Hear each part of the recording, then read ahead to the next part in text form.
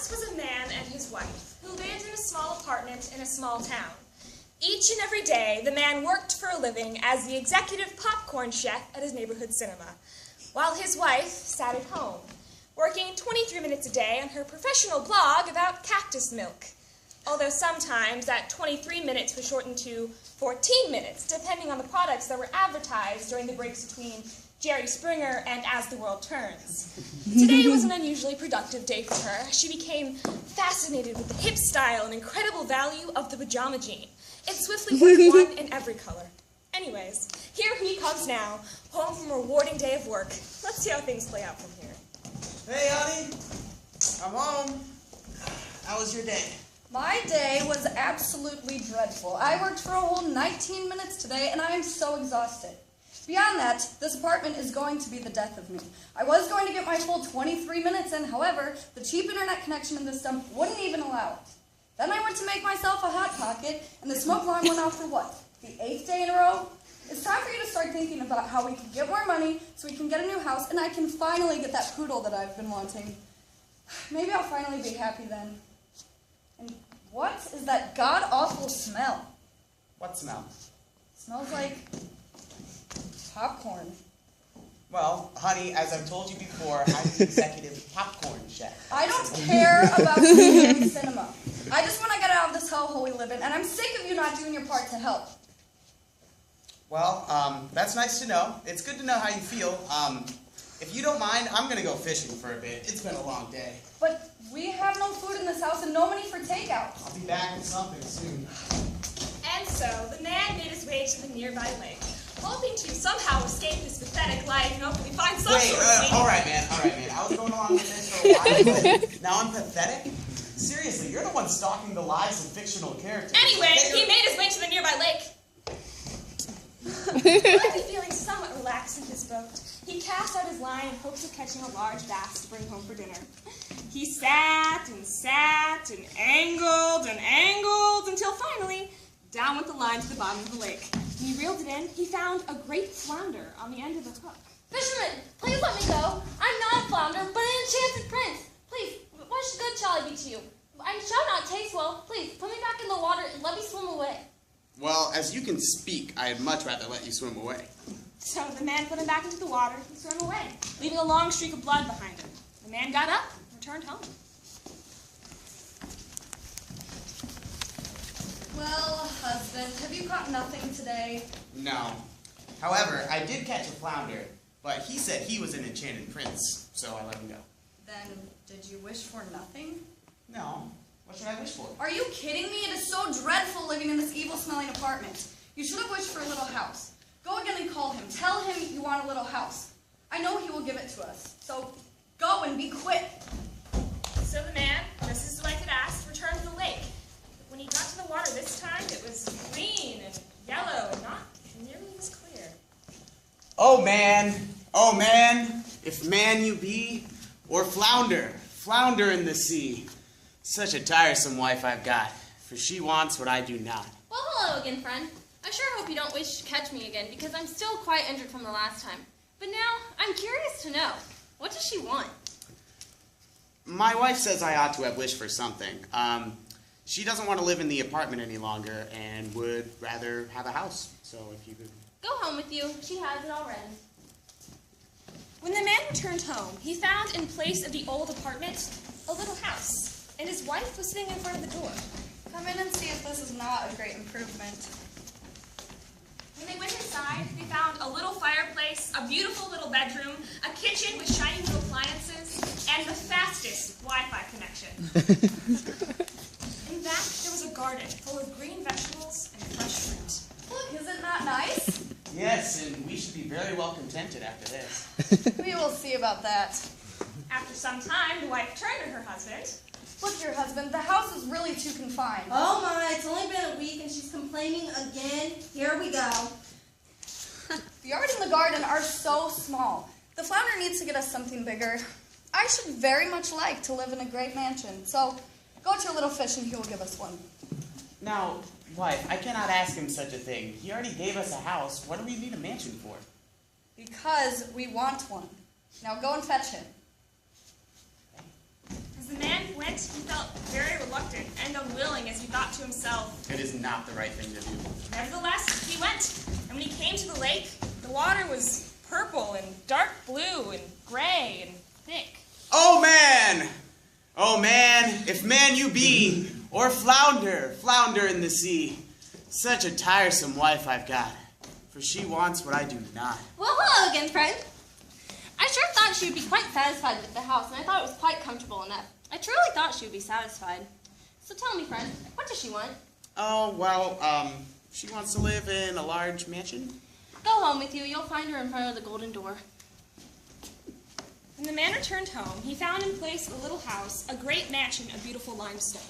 He went through the front door with her, and in the mansion was a great hall with marble floors. The rooms were adorned with golden chairs and tables. And look here. There's a crystal chandelier hanging in the main ballroom, and the dining tables are lined with delicacies from all over the world. And at the back of the house, there's a splendid garden with beautiful flowers, and the fruit trees go on for acres. Everything the heart could wish for in this beautiful piece of land. It really is gorgeous, isn't it, husband? Yes, now we can live in this delightful mansion, and we should be very well contented for all of our days. We'll see about that. In the meanwhile, we'll sleep on it.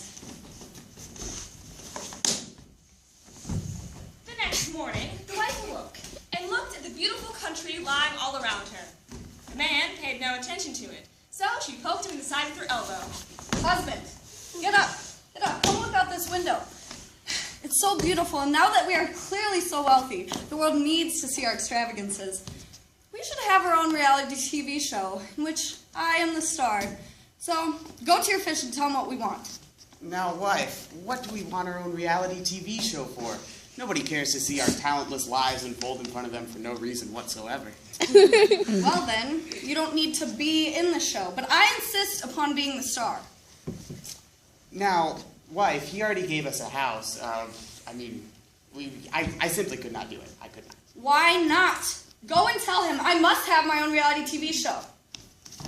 So the man went, very much disgusted that his wife should want such a ridiculous thing.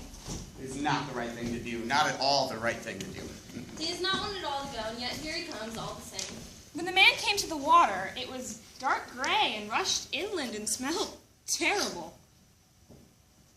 Oh man! Oh man, if man you be, or flounder, flounder in the sea.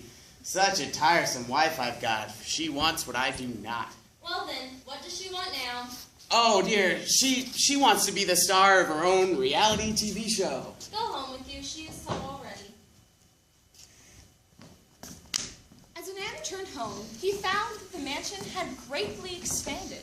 And we're back at the Grim Residence, the husband of the newest reality hit, the Grim Housewives of Fairy Tale Land. He thinks he's just returned home from a nice day at work. Were they buying for you? Did you catch anything? How do you like the new Ferrari? Wait, you look a lot like something else. Inside the gateways, there was a beautiful fountain with a statue of Spider in the front center of the yard. He peeked around the back, and he saw an in-ground pool as big as a football field, lined with diamonds. A waterfall, water slide, and jacuzzi were just some of the elaborate additions to the backyard. He went inside and found his wife, being followed by an entire camera crew. Hey, Mrs. Grimm, your next scheduled filming is in 15 minutes. You'll be, let me see, having a mental breakdown because your masseuse ordered you to use a new exfoliating oil, and then you're scheduled to treat yourself to a spa day with your friends while complaining about their annoying kids.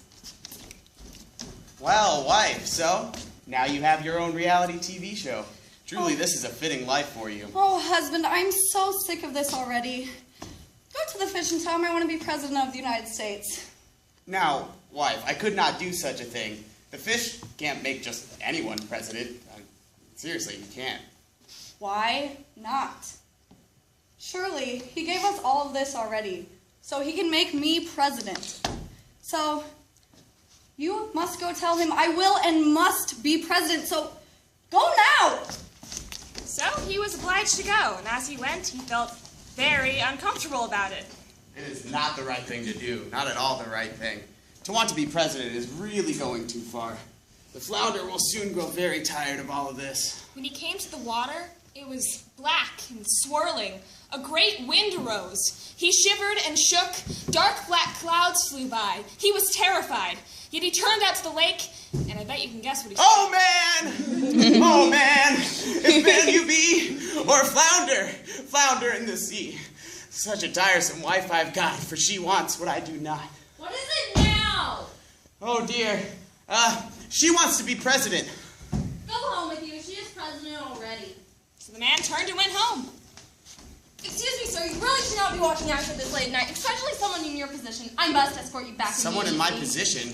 Oh no, I don't believe it. As he came back to the mansion, he saw that it had been replaced by something that much too closely resembled the White House. Upon entering the side of the building, he was immediately escorted to where his wife was. Excuse me, Mrs. President. Your next meeting is in an hour. You need to be prepped and ready to go in half an hour, and 5 others and myself will escort you to your limo.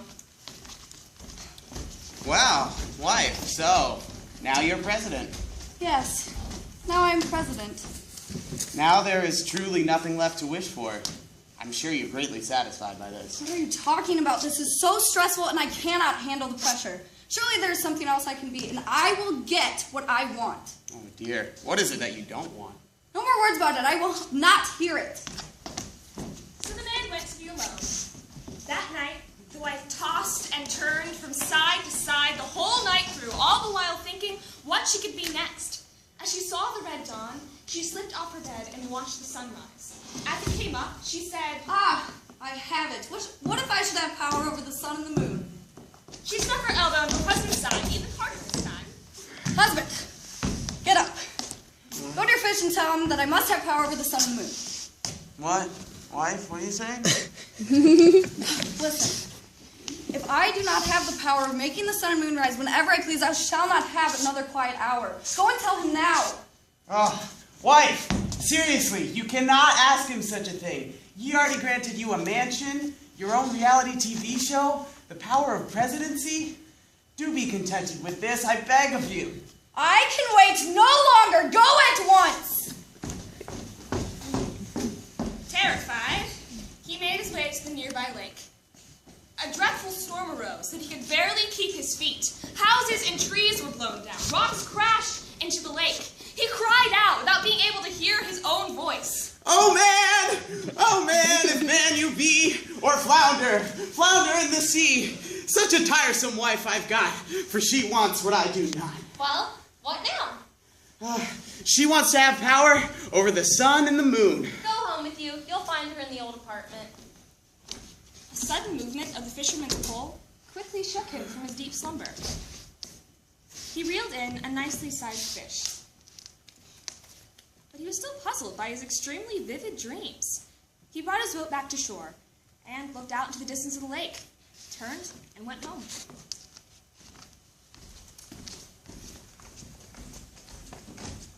Hey, Addie! I'm home. I got us some dinner, too. Look. You were gone that long and you only brought back one fish? What could you possibly have been doing all this time? I've been sitting here starving with not even a hot pocket left. And there's nothing even on the TV to preoccupy me. And what is that god-awful smell? Popcorn. It's popcorn. Sitting in that old apartment,